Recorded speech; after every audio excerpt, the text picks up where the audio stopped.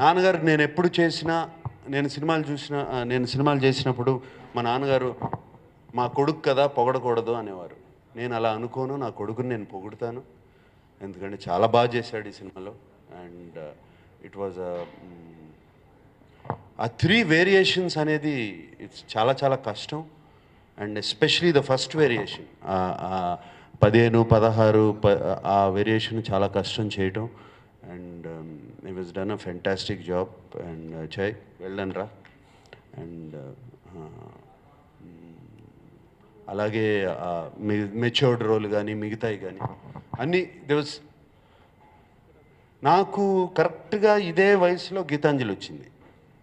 జైకున్న ఇప్పుడున్న వయసులో 29, 28 అదే వయసులో గీతాంజలి వచ్చింది. ఆ వయసులోనే నేనేం చేయగలుగుతాను, నా స్ట్రెంగ్స్ ఏంటి, నా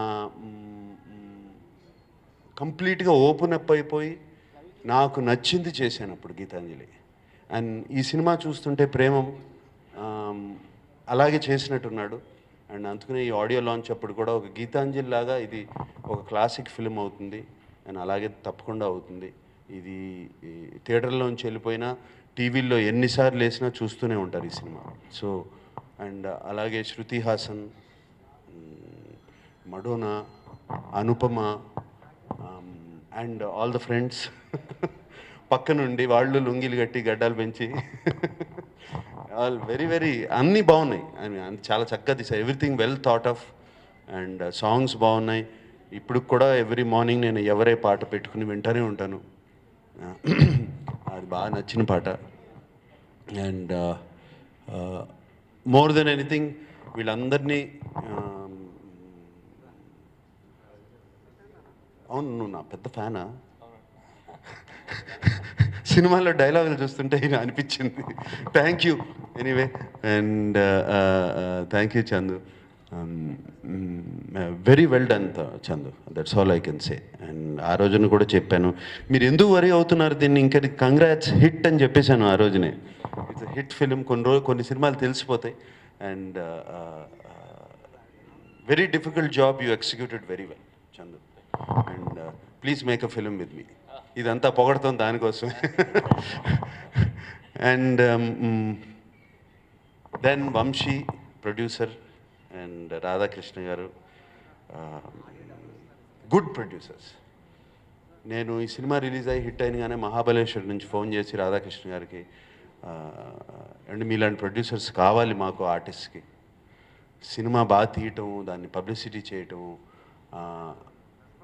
సినిమాలో ఇన్వాల్వ్ అవ్వడం. ఫస్ట్ కథ ఏమిటి ఆయన చెప్పారు. నాకు కొంచెం ఇది 2-3 నచ్చలేదండి, కొంచెం రీషూట్ చేస్తున్నాను, అందుకనే పోస్ట్పోన్ చేస్తున్నాం అన్నారు.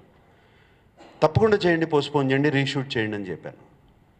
డేట్ పోయినా కూడా పర్లేదు, మీరు రీషూట్ మాత్రం చేయండి తప్పకుండా. అటువంటి ప్రొడ్యూసర్స్ చాలా తక్కువ, చాలా అవసరం. ఇప్పుడు ఆ డేట్ అనే ఒక ఇది పెట్టేసుకుని దానికోసం సినిమాని చాలా బ్యాడ్గా చేసి తొందరగా చేసి రిలీజ్ చేస్తున్నారు. అండ్ మంచి టేస్ట్ ఉన్న producer. And I'm very happy చైతన్యకి అటువంటి ప్రొడ్యూసర్ వచ్చారని. అండ్ ఐ హోప్ ఈ కంటిన్యూస్ విత్ చైతన్య.